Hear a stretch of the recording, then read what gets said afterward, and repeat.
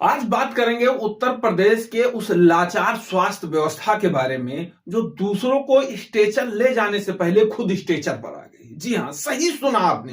क्योंकि उत्तर प्रदेश की स्वास्थ्य व्यवस्था स्ट्रेचर पर चल रही है। यूं कहें बुढ़ापा आ गया तो शायद ऐसा नहीं होगा, क्योंकि आप कहेंगे 10 साल में बुढ़ापा कैसे आ गया, 5 साल में बुढ़ापा कैसे आ गया। तो वो स्ट्रेचर पर चल रही है जो लोगों को ठीक करने वाली है, जो बीमारी को दूर करने वाली सुविधा है, वो अब खुद बीमार हो गई है। ये जीता जागता ऐसा सबूत मिला है उत्तर प्रदेश के गोंडा से। उत्तर प्रदेश के गोंडा में एक महिला हॉस्पिटल है, जिला महिला चिकित्सालय है, जहां पर आए दिन हॉस्पिटल के कारनामे सुनने को मिलते हैं। और उनके बदले होता क्या है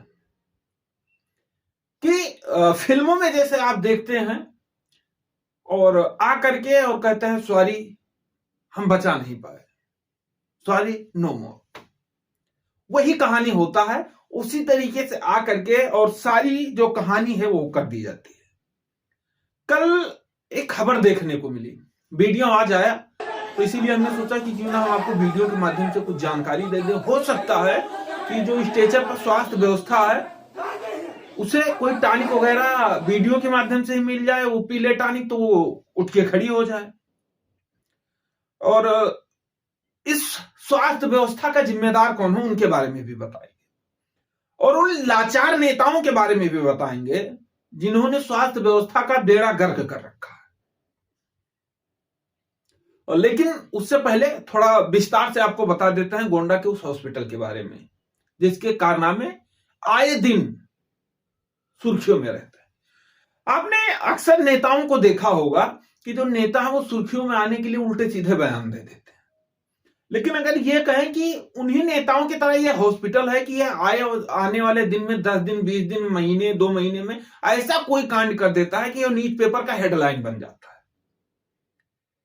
यहां के जो डॉक्टर बैठे हुए हैं, जो जिम्मेदार लोग बैठे हुए हैं, लाखों रुपए पाते हैं, लेकिन उनकी जो लापरवाही है, उनके जो काम है, वो 2 कौड़ी वाले हैं।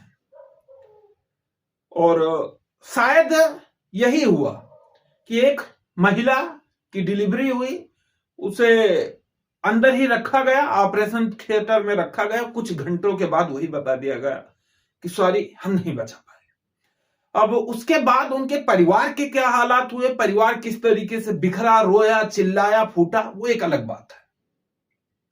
किसी के घर का एक सदस्य जो है वो बिछड़ जाता है, उसे बड़ा दुख होता है, बड़ा दर्द होता है। अब ये नहीं समझ में आ रहा है कि इन जिम्मेदार डॉक्टरों के आंखों में कौन सा बाल जमाया है जो इन्हें ये नहीं दिखाई देता कि हमारी जरा सी लापरवाही किसी की जान ले सकती है। होता भी है, मैंने कहा 10 दिन, 15 दिन, 20 दिन, 1 महीने, 2 महीने, आए दिन ऐसी खबरें आती ही रहती हैं। लेकिन फिर भी ना गोंडा प्रशासन इस पर सोचता है कि हमें कुछ करना चाहिए, और ना वहां बैठे डॉक्टर सोचते हैं कि कुछ करना चाहिए।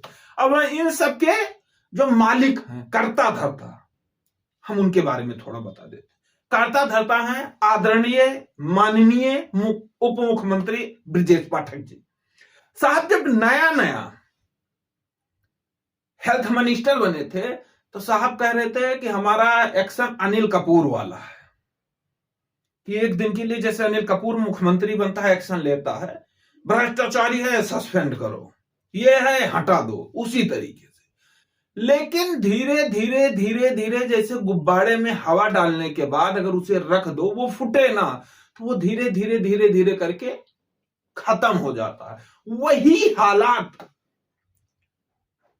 डिप्टी सीएम साहब का हो गया। उनका एक्शन जो है वो कब खत्म हो गया पता नहीं लगा। मुझे लग रहा है शायद एक्शन जो है उनका एक्सपायर हो गया।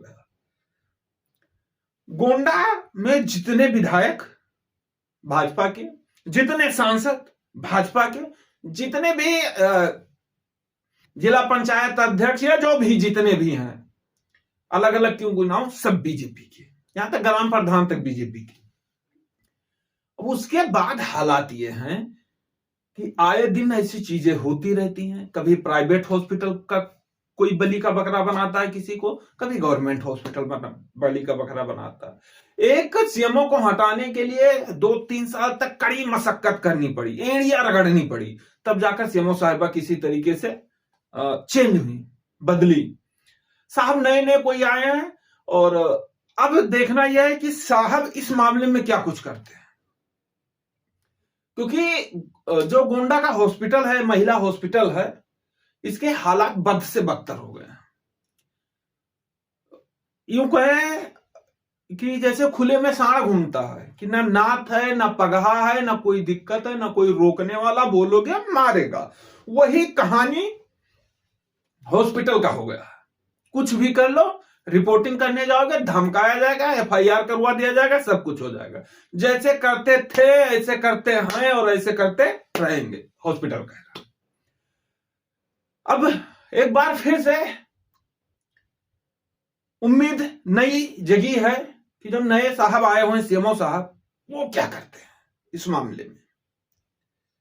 वीडियो हम आपको भी दिखाएंगे, स्क्रीन पर वीडियो लगा भी दिए कि देखिए कि किस तरीके से दरवाजा पीट पीट कर वो परिवार जो है वो चिल्ला रहा है। और इस परिवार को न्याय कब मिलेगा?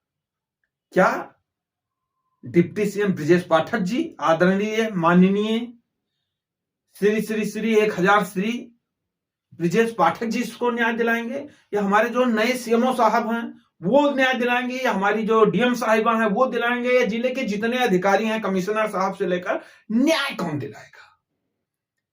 क्योंकि परिवार को सिर्फ और सिर्फ एक चीज चाहिए, वो है न्याय। वो तो पहले सुन लिया कि डॉक्टर की तरह की सवारी नहीं बचा पाए, वो इसी तरीके से आएंगे, हम इन पर कठोर कार्रवाई करेंगे, हम जांच के लिए 3 सदस्यीय टीम गठित कर दिए हैं।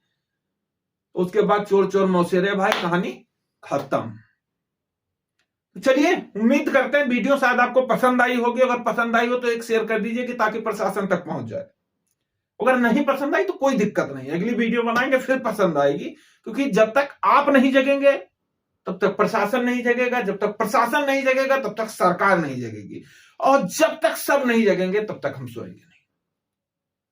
जब तक सब नहीं जगेंगे तब तक हम सोएंगे नहीं, लगे रहेंगे, देखते हैं कब तक नहीं जगते हैं। 1 से लेकर लाख तक वीडियो बनाते रहेंगे, आप तक पहुंचाते रहेंगे, आप देखते रहिए। अगर सीरियस लेंगे तो ठीक है, एंटरटेनमेंट मानेंगे तो ठीक है, या कहेंगे कि सिर्फ चिल्ला रहा है तब भी ठीक है, कोई दिक्कत नहीं है। लेकिन रण में आए हैं तो कुछ करके जाएंगे। देखते हैं, मिलते हैं अगले वीडियो में। जय हिंद।